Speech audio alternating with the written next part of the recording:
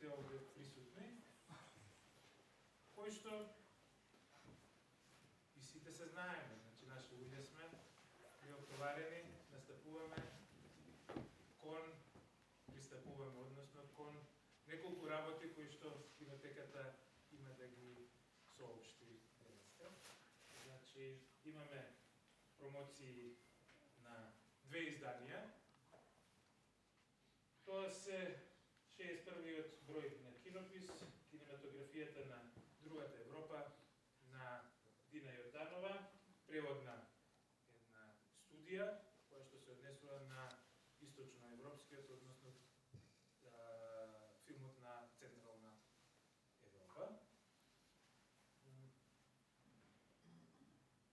Тоа се 2 работи кои што влегуваат во оние 4 изданија што кинотеката ги објави во 22 година и со тоа го постави својот личен рекорд во однос на бројот на изданија.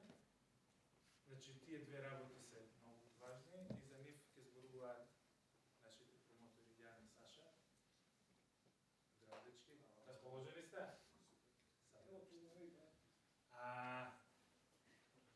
Денеска е за мене посебен ден, затоа што решивме дека после 30 и кусур години Кинопис и после 60 броја, ова 61-иот број, на првиот уредник на Кинопис и првата уредничка на Кинопис и творец на еден од идејните творци на Кинопис, да ја дадеме една почест, една чест да ја приредиме, со тоа што од следниот број Илинденка Петрушева, за нејзе се однесува, Илинденка ќе биде наведена како почесен уредник на Кинопис и тоа ќе иде од сад па надале и у будуче. Во име на тоа, на Илинденка, на Илинка, на нашата Илинка, која што голем дел од својот работен век го помина во кинотеката, која што ни даваше кураж, мотив да се занимаваме и она обично велеше да го сакаме и истражуваме филмот. Ки доделам и една плакета, овака, која што изгледа овака, ништо спектакуларно, меѓутоа е направено со голема љубов и Илинка, фала ти многу за се што направи.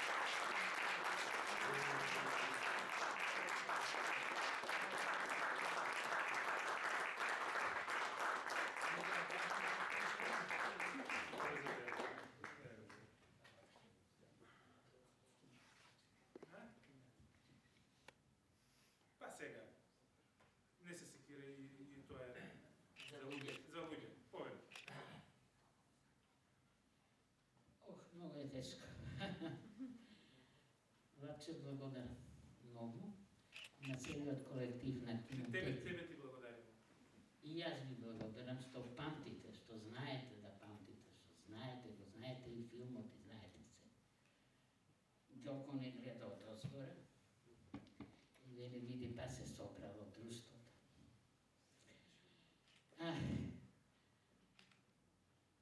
Да се припаѓа на една институција која ќе стане после твој втор сементо е многу и лесно и многу тешко. Особено кога се заминува човек. Но, морам да признам дека многу се радувам.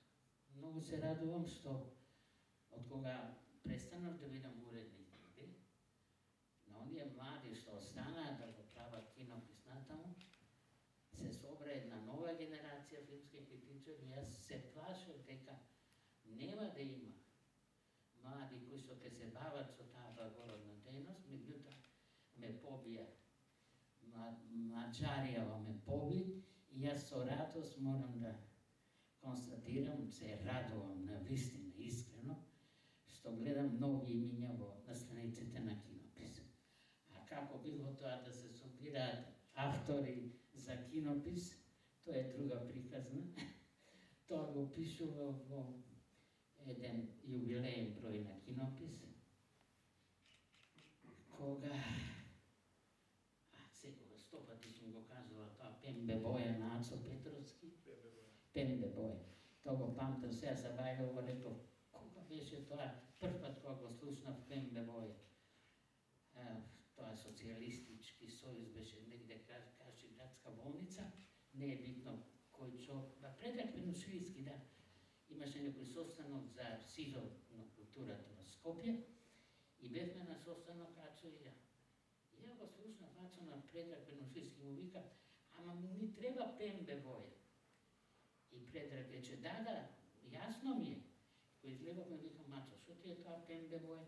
Па ни треба списание, а не билте вели на Гештетнер. И тоа се така почна.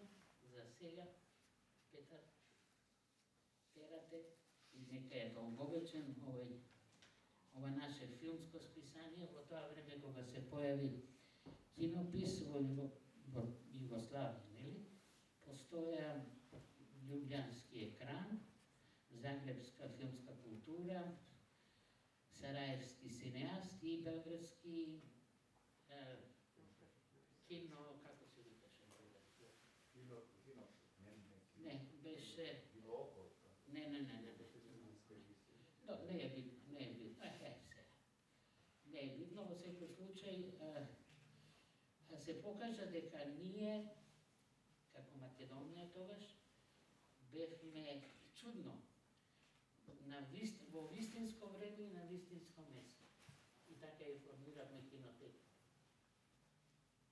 Велам, имавме среќа, што Ацо Петровски, нашиот кинотечен чале, беше председател на Друштвото на филмските работници на Македонија. Министер за култура, што е многу битно, беше професор доктор Деса Милјовска, а во тоа Министерство за култура имаше прекрасни луѓе кои што имаа слух за ова страцни, да ти да дојдеш со 2 листа хартија елаборат за кинотека, кога во Југославија имаше само една кинотека, Југославска кинотека и ништо друго. Имаше киносали кинотечни. Ама ние сакавме и во Скопје да има и киносала и да имаме институција. Значи, тоа е. Инаку, првиот број, морам да ви кажам, бев лута на цел свет и прво на сама на себе, бидејќи наредниот ден требаше бројот да влезе во печатница, а требаше со Динка Танчев да го видиме уште еднаш преводите, превомот и сето тоа. Имаше една таква магла, со нож да ја сечеш, немаше, не возеш, ни автобуси возеа, ни такси имаш. Ја бев лута. И на себе прво, и на цел свет, затоа што морав пешки да стигнам до студиото на Динка, да ги погледаме материјалите. И, кој број влаче? 61. Нека е честит 61-иот број на Кинопис, ви пожелувам долговечност. Долговечност, затоа што Кинопис е одлично списание. И многу ми е драго што има нови имиња, нови автори. Само продолжете така, истражувајте го. Истражувајте македонската кинематографија, таа крие такви интересни нешта. Јас многу се радувам што Натане му кажав, што направи прекрасен текст за Анте Поповски, за златниот период на Вардар филм, и многумина од тој текст ќе дознаат ситници, лешоз де ла ви, ситници кои што не се познати во официјалната историја, тоа ќе се каже, нели, меѓутоа, ситниците, тие го создаваат целиот тој амбиент и ќе може човек да ја доживее атмосферата на едно друго време. Ви благодарам, Владче тебе, тоа е еден од нашите вака. Кога видовме дека на сајд на книги, кога имавме наш Вачени беше оно така, волонтер. И имавме наш штанд, не штанд, него цела просторија имавме. И Ацо Петровски, не, Борис Ноневски вика, гледај овој Малиов како работи. Кога он се сети, никој не му кажа дека треба да оди да купи тоалет хартија, и на Борис вика, Малиот како е? Готово, одлично. Тоалет хартија да купи, да се сети некој? Готово. Кај директор, ти благодарам. Аз велика.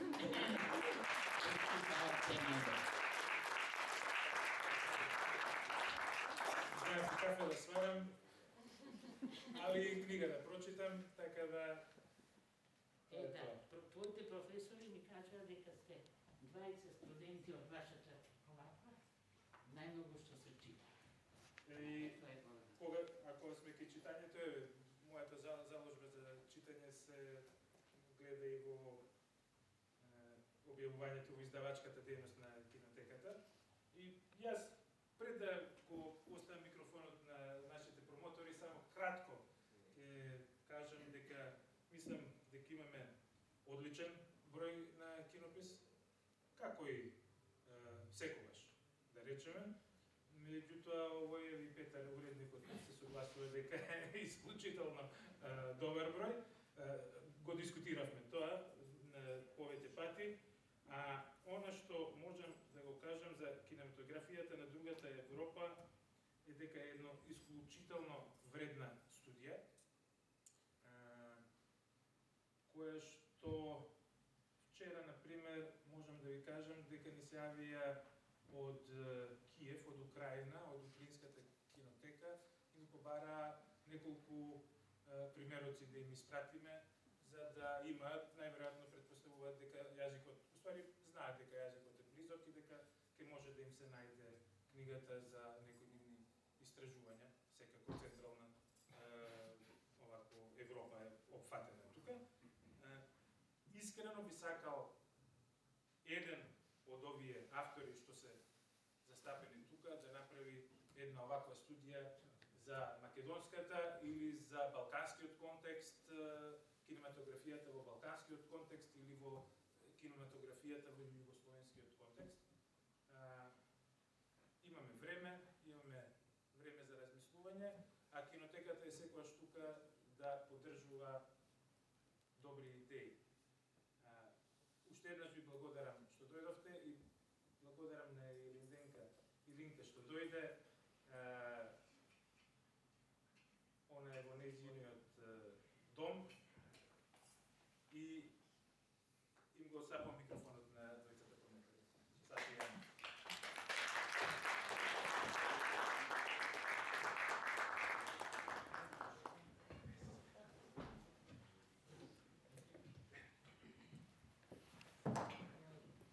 Здраво на сите.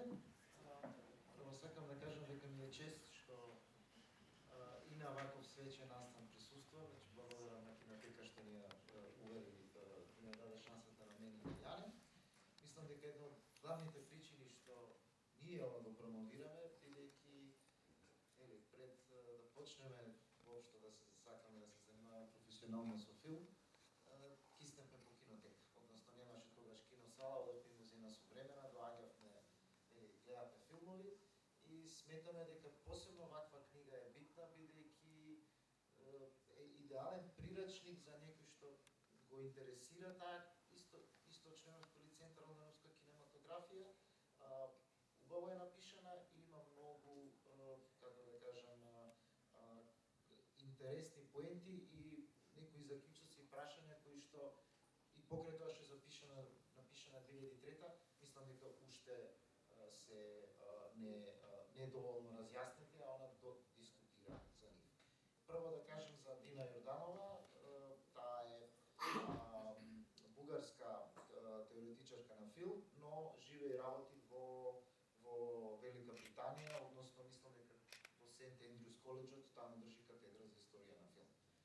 Прво, како што вика и самиот наслов, што е малку не контроверзен, ама доволно да заплаша, другата Европа. Значи, таа друга Европа сме и ние, као доволно е некоја екзотика, но, знаеш, сепак за некои работи не сме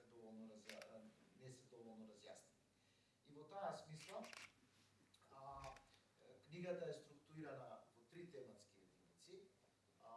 Првата тематска единица, што мене ми беше доста интересно, е аспектите на организирањето на филмската продукција во тие земји на Источна Европа, конкретно во Унгарија, Полска и Чехословачка, иако мислам дека може и ние да извлечеме доста слични работи. Вториот дел се тие стилските и тематските особини и третиот дел се зборува за конкретните режисери. Но тоа што мислам дека е добар привод на книгата е тоа што таа не ги дискутира кинематографиите сами по себе, туку тој еден регионален аспект. Значи се ограничува на Унгарска, Полска и Чехословачка, ама извлекува поенти што мислам дека може и нам да ни бидат блиски и да бидат блиски на, не знам, на украинците во Киев и слично. А кои се тие? Значи, јас ќе се надоврзам на неа, таа ги поврзува, давам ја 3 заеднички точки на тие кинематографии. Првата заедничка точка е баш она го вика кинематографско поле, што е во суштина полето на кој начин било организирана продукцијата на филмот. Тоа што мене ми се допада и што мислам дека е вредно, ние најчесто имаме односно претежно Западна Европа, кон тоа искуство на источноевропска кинематографија, секогаш имаат некој клише и го гледаат со црно-бело, односно тоа најчесто било лошо. Но има сегменти и аспекти кои што таа ги потенцирува и ги разработува, кои што сметам дека се клучни, дури и во денешната продукција на филмови се користат. Како прво, тоа централизиран аспект на целата филмска продукција, што можеби наликува на холивудски студија, каде што се беше централизирано од дистрибуција, продукција до самото кино прикажување. Во суштина даваше моменти некои период, да кажам, имаше дел кај што можеше да имаат сите автори да се изразат слободно. Ако постоеше цензура, значи постоеа групи, како се викаат, филмски групи кои што тајфи што меѓу себе си соработуваат и прават филмови, што мислам дека во Западна Европа не беше така. И клучната поента што беше дека цензурата постојала и во Источна Европа и во Западна Европа. Во Источна Европа цензурираше државата, филмовите ги даваше парите државата. Во Западна Европа цензурата ја прави капитализмот, се прави маркетот. Такви филмови како што беа правени претходно, и ние сме сведоци и кај нас, веќе не може да се снима. Тогаш се снимиле, беа цензурирани. И тој аспект е навистина интересен, мислам дека треба да се истражи и во Македонија, во бивша Југославија, како тоа функционираше. Ја би се надоврзал дека сегашниот европски систем на финансирање на филмови преку филмски фондови е во суштина работа која што се измисли во Источна Европа. Првите, баш на дискусија за Ладоз, кажавме дека првите филмски фондови, како што сега ги знаеме, се од 95-та после распаѓањето. Претходно, таков систем државата да дава пари, постоело само во овој систем. Значи, тие добри особини не се преземаат. Мислам, тоа мене ми беше многу да кажам, не откровение, туку само потврда дека не треба да се срамиме од тоа што го имаме. Мислам, тоа, Дамјане, дали сака нешто може да се надоврзе за ова? Апсолутно си во право и тоа е превладувачкиот наратив во оваа книга, но исто така има и една енциклопедиска вредност. Ова издание е преполно со информации за режисери и автори од Источна Европа, кои што се подзаборавени и мислам дека на помладата публика би биле навистина интересни. Тука се спомнуваат имиња како Миклош Јанчов, кој што е на некој начин предходник, подобро кажано, на естетиката на Бела Тар. Потоа се спомнуваат Петер Бачо, се спомнуваат некои жени режисери како Марта Месарош или Вера Хитилова. Значи, еден комплетен наратив, еден комплетен учебник за тоа како луѓето во 60-тите, 70-тите и 80-тите кои што се занимавале со филм, како они размислувале, а размислувале доста интересно, сакајќи да ги избегнат замките на цензурата, особено во Унгарија, каде што цензурата била некако најподмолна, во смисла немало класично тело кое што се занимава со цензура, но имало други начини како да се спречат проектите, како да се цензурираат. колку биле креативни и филмските работници, како ги избегнувале тие замки, а ги избегнувале многу често преку експериментирање со формата и преку занимавање со условно земено екзистенцијални теми, кои што многу брзо, некаде по 56-57 година, испливуваат на површина, како еден своевиден недостаток на државниот социјализам во тој период превладувачки од наратив општествен во Источна Европа и во Средна Европа. Добро, значи, ја не се надоврза на тоа што сакав да кажам дека втората заедничка судбина на тие средноевропски и источноевропски кинематографии, кои што ја анализира Јорданова, е тоа тематско поле. Значи, може да се повлече одредена паралела на тие кинематографии, бидејќи нели сепак живееле под исто уредување, како што таа го нарекува државен социјализам, и во поглед на тематските покрај таа нивна разноврсност и разноличност, може, знаеш, Јорданова дава една многу добра периодизација, што мислам дека може да биде доста корисна за некои други истражувачи. Таа го дели времето помеѓу одредени револуции. Во суштина, тогаш вајда 2003 не било толку се уште познато на Западна Европа дека не биле гротофилмови социјален реализам. Социјален реализам имало само од 45-та до смртта на Сталин и до унгарската револуција. Тој период можел да се каже дека е некој вид таков клише на соцреализмот, ама се потоа, значи од периодот на 54-та до 68-та, што може се каже дека е еден од најплодните години во светската кинематографија, вклучувајќи ја западноевропската, се чувствувало тоа некое малку подослободување и експериментирање како со темите, така и со стилот. Значи, у таа смисла и тогаш чешката школа, првите филмови, мислам дека тогаш унгарската школа прави некои интересни филмови, веќе почнува и полската со Ванже Вајда и со Хас.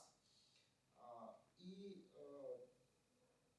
потоа доаѓа таа фаза на нормализација, што под наводници иронична нормализација, кога после 68 и после Прашката пролет повторно почнуваат да се враќа таа некоја контрола и поради тоа авторите тогаш малку се фокусираат на некои по-приватни теми како начин да некоја субверзија од таа официјална слика што требале да ја представат и таа некој видна морална, како што таа го дефинира, морална засегнатост, односно како поединецот се справува со одредени морални одлуки во такво општество каде што се е под контрола и постои и не само цензура, туку и цензура на лично ниво.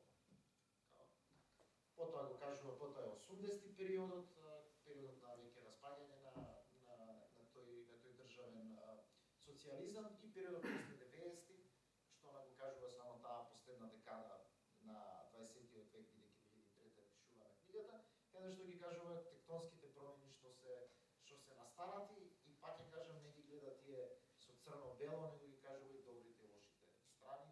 Во суштина ние бевме сведоци 90-ти како целиот тој систем се распадна, па се случи на одредени моменти да немаме ни кина, да немаме дури ни филмска продукција. Тоа што во поглед на темите сакам да се надоврзам со Јане, тоа мислам дека исто пак важи и за нашиве кинематографии, е тоа сваќање на историјата, каде што историјата не се тоа само одредени спектакли кои што онака кажуваат големи теми, големи идеи, изгледаат гламурозно, него напротив, тоа се историски филми што го третираат поединецот и одредено сваќање на историјата каде што поединецот или е жртва или херој кој што пак е одредена жртва. И тоа што таа го наоѓа, мислам дека некој што го интересира таа кинематографија источноевропска, мислам дека може да се сложи, тоа некој отсуство на гламур. Кога зборам на гламур, зборам на одредени филмови што имаат одреден натурализам, па макар тоа биле и историските филми. Другите теми кои што Јане ги начна и кои што ако ви интересираат, мислам дека се доста битни, има едно цело поглавје за женската кинематографија од тоа време, кој што може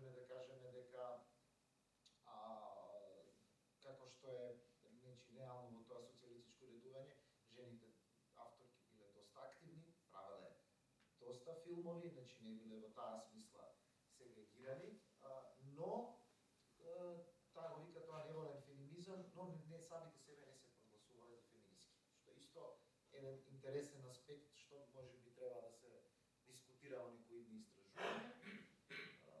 Таа го објаснува тоа дека е поради тоа што во целото тоа уредување не се бореле она правата на джендер е на второ, им била на второ место, првото беше дека државата е таа што треба да се критикува, односно тоа уредување што постои.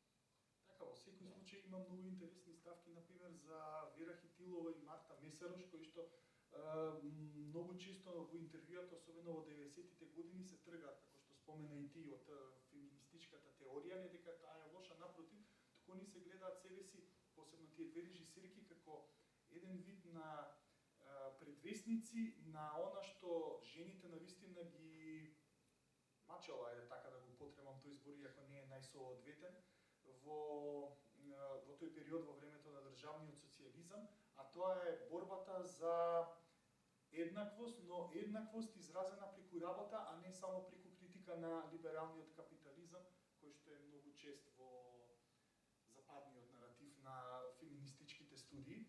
И она што мене особено ми беше фасцинантно е што наистина открив многу интересни работи, не само што за прв пат се запознавам со Марта Месарош, туку откривам и дека тие луѓе биле прилично либерални, во смисла што Марта Месарош живеела долг период со познатиот унгарски режисер Миклош Јанчо, а цело време се критикувале еден со друг во интервјуата, бидејќи Марта Месарош има еден поинаков пристап, додека Миклош Јанчо оди целосно во еден формализам и во едно стилско уредување на кадрите, со тек на времето као во неговите филмови да се изгуби на човечкото, а Марта цело време во нејзините филмови се занимава токму со тоа. Жената поединец и нејзината улога, нејзината мака во наводници да стигне до своето вистинско место.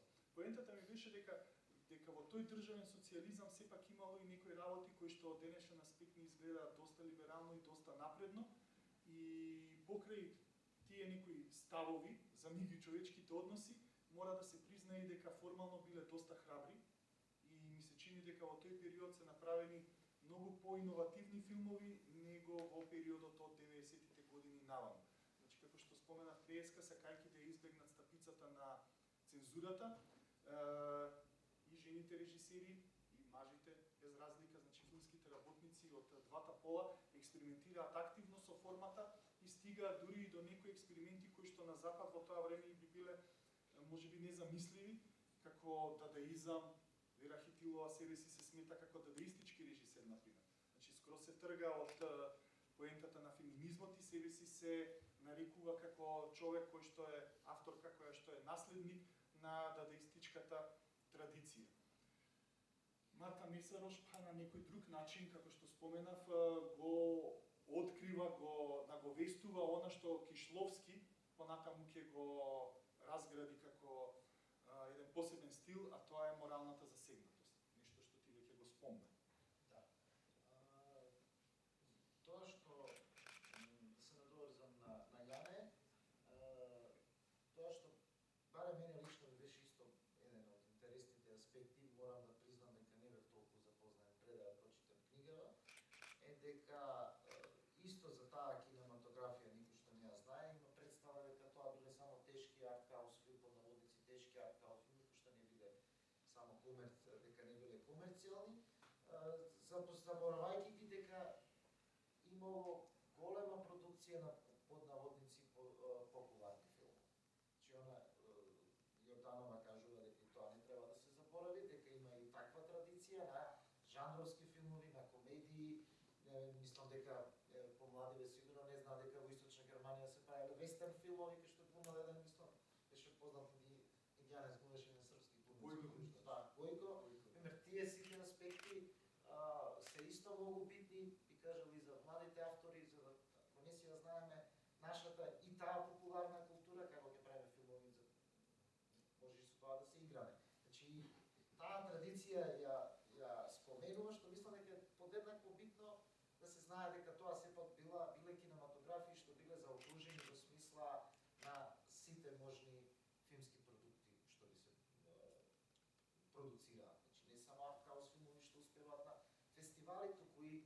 популарни филми кои што биле многу сакани и гледани во публиката.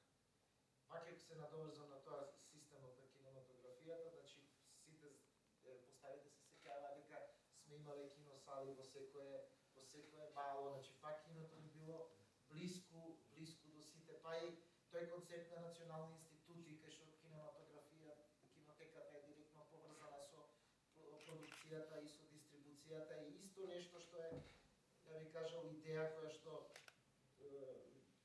е започната во време на тој државен социјализам. Во таа смисла и филмолозите биле ценета професија, не биле се ауткасти као бран критичари, па ги сметаат, како да кажам, некои чудаци, него биле институционално, како да кажам, поддржани за да се развиваат таа кинематографија.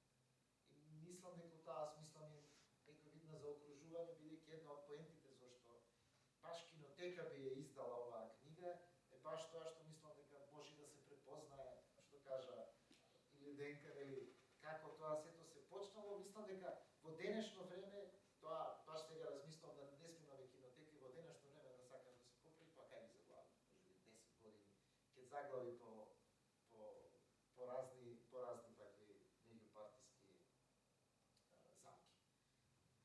Така, во секој случај, јас пак би се навратил на енциклопедискиот квалитет на ова издание, значи еден куп имиња, еден куп филмски работници, непознати и веќе заборавени за пошироката јавност, па дури за оние филмолози, да речем од мојата генерација, кои што сепак сме растени во 90-ти, во 2000-ти, не сме имале директен судар, директен контакт со тие филмови.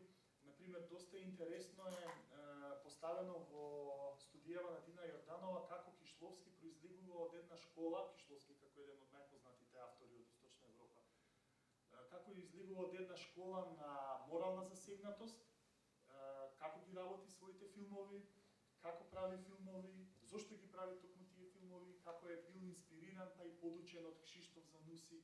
Значи тоа е само еден пример од повеќето што можете да ги најдете во оваа книга и да се сретнете со навистина една голема ризница, еден океан на информации кои што претпоставувам дека може да ви ги отворат хоризонтите многу повеќе отколку што може со само едно обично пребарување на интернет. Она што обично го правиме сите реално.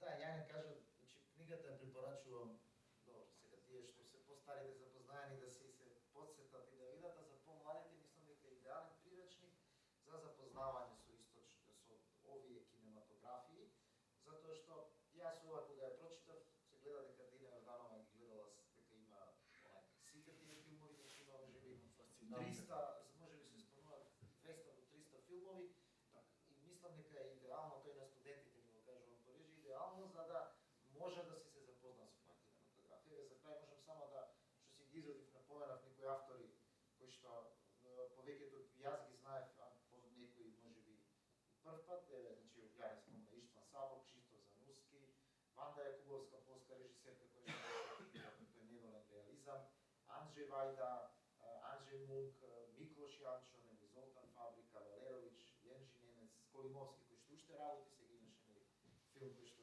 добро помина и беше дури кандидат да освои Оскар, Иржи Менцел, Фитилова, Милош Форман се разбира Полански. Така што ако ве интересираат оваа кинематографија, мислам дека оваа книга е баш задолжителен и прирачник и учебник за да почнете од неја. Да си најдете. Така. А второто издание на кое што треба да се осврнеме денес е постјубилејното издание 61 поред на Кинопис. Еден магазин кој што мене ми е од секогаш онака фасцинативен и ми е драга лектира, бидејќи многу учам од него и можам да прочитам навистина квалитетни текстови, а овој број изобилува со квалитетни текстови кои што се поделени на неколку темати. Са првиот темат е македонската филмска сцена и во него може да се пронајдат текстови за женскиот поглед кон раната адолесцентност во филмот на Дина Дума, Сестри, кој што беше актуелен пред отприлика година и пол, не се лажам, во 2021. Потоа текст на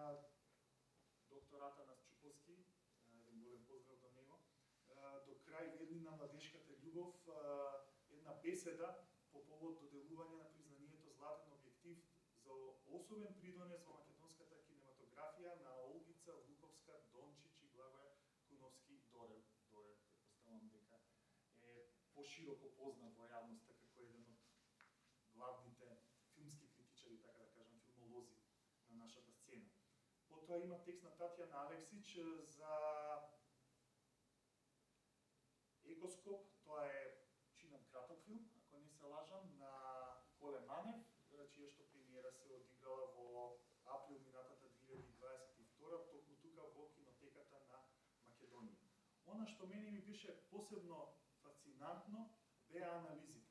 Иако да не заборавам дека и нашиот драг колега Томи Димков има текст кој што е посветен на минатогодишното издание на Македокс, а магистар Александар Трајковски пак се осврнува на ревијата на македонскиот филм во Словенија, каде што има доста фотографии од луѓето кои што работат во кинотека, нашите драги пријатели, и еден убав осврт за соработката помеѓу словенечката кинематографија и македонската кинематографија и нормално за кинотеките на Македонија и Словенија. Сега сакам да го кажам она што спомнав што го спомнав преска, тоа се анализите. Она што мене ми беше најфасцинантно во овој број на Кинопис.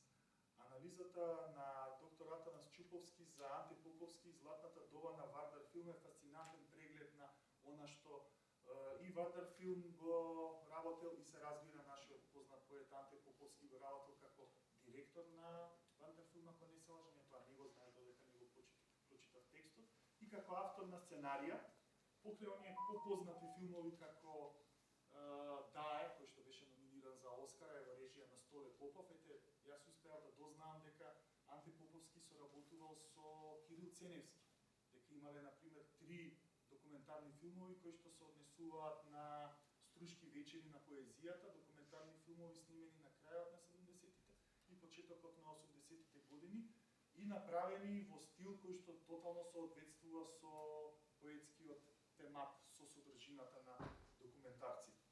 Исто така Златко Гелевски, мојот драг колега кој што и приватно го познавам како другарче од радиото Канал 103, има фасцинантна анализа за coming of age елементите во македонскиот филм од 52 до 2022 година, една енциклопедиска студија на тој coming of age или растење, преминување од тинејџерска доба во младежка доба, како сето тоа е обработено во нашите филмови. Тука се спомнати еден куп филмови, јас мислам дека нема никаква посебна потреба, ќе изгубиме многу време, подобро е да си ги прочитате сите овие работи и да дознаете за еден куп работи кои што за жал се малку подзаборавени, а биле актуелни како своевидна македонска кинематографија. Исто така има и неколку рецензии во овој постјубилеен број на Кинопис. Магистерката Елизабета Коневска се осврнува на етнолошкиот филм, а сега се спушта ноќта на Маја Новаковиќ. И интересно е што во низината рецензија Елизабета го опишува овој филм како класичен документарец, не само етнолошки филм, кој што има и влијанија од Тарковски во визуелниот израз, што значи дека тие етнолошки филмови, иако навидум се само, да речам, наменски, со тек на време и со зголемената продукција стануваат и квалитативно на едно повисоко ниво. Во овој број исто така има и рецензија за еден филм кој што јас лично го немам се уште гледано, али се заинтересирав читајќи рецензијата. Тоа е филм на Данило Шербеџија, Тереза 37, заробена во традициите на маргините на урбаниот пејзаж. Еден филм кој што, барем според рецензијата, делува интересно, не само што е интересно снимен во Сплит, но во Сплит, кој што ние не го знаеме, не во најстариот туристички дел на градот, туку во новите комунистички блокови, комунистички во смисла стамбени блокови направени во 70-тите и во 80-тите години, и отуѓувањето на насловниот лик од општеството и нејзината борба да создаде нешто што ќе има смисла. Да не заборавам дека доктор Атанас Чуповски се осврнува на фестивалот на ново реставрирани филмови во Болоња, за, например, филмот на Димитри Османли, Бунтот на куклите, кој што веќе почнува да собира фанови меѓу помладата публика, бидејќи неколку пати во кинотека е проектиран на најразлични настани.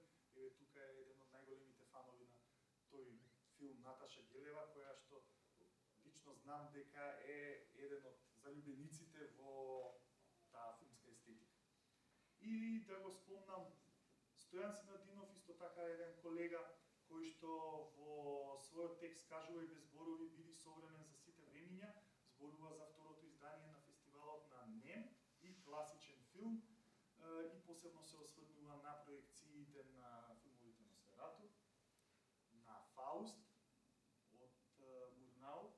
Една интересна работа што ја дознав во текстот е дека за време на кастингот на филмот Фауст се пријавила и Лени Рифенштал, која што тогаш била, речиси, непозната глумица, била одбиена, не учествувала во филмот и можеби тоа ја натерало да стане поупорна и да стигне таму каде што стигне. Да не одиме во таа расока. Фала ти, Јане, сега ти имаше прилично детално, така што ја не би објаснувал нешто подетално за самата содржина на овој синопис. Само би ја заклучил, можеби цела оваа промоција на еден заклучок дека вакво списание е многу битно. Значи, и покрај тоа што знаеме дека можеби не се купуваат толку, битно е зашто треба, според мене, ако зборувам и како не само филмски луѓе, како филмски режисер, здрава култура, здрава кинематографија подразбира дека сите автори, не само критичари, треба да се зборуваат за своји и за туги филмови. Тоа е, според мене, единствена здрава средина која што може да произведе филмски автор. Таков дискурс, ако не постои кинопис, нема да постои. Што збориме сега, не значи дека сега нека напише некој на портал една, не знам, два пасуса критика, без тоа не се развива кинематографија и мислам дека тоа е една од основните улоги на кинотеката и на вакви списанија се создава јавна свест за филмовите, треба да зборуваме за филмовите. И тоа според мене е многу битно. Мислам, не е само да го направиш филмот ако немаш, не знам, некои познавања и да си го истестираш со јавноста. Али не зборам сега јавноста клановски некој ова ќе ти кажем, него здрава критика е секогаш раѓа здрави филмски дела. Со тоа би сакал да заклучам. Се надевам дека не должевме многу, не знам Јане дали имаш нешто ти да кажеш. Се надевам и јас дека не издолживме многу, се беше во функција на едно подетално запознавање на овие две изданија и само да се надоврзам на што ти убаво го кажа. Многу е битно да се чита, многу е битно да се проучува, многу е битно да се запознаваме и да се дружиме без разлика на генерацијските разлики и најбитно од се да создаваме квалитетни филмови и да се пишуваат текстови за тие филмови, текстови кои што ќе останат во архивите на нашата кинематографија, токму преку вакви изданија како Кинопис и се разбира книгата на Дина Јорданова.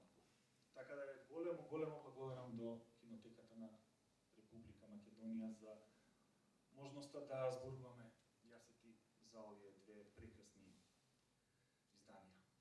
Благодарам.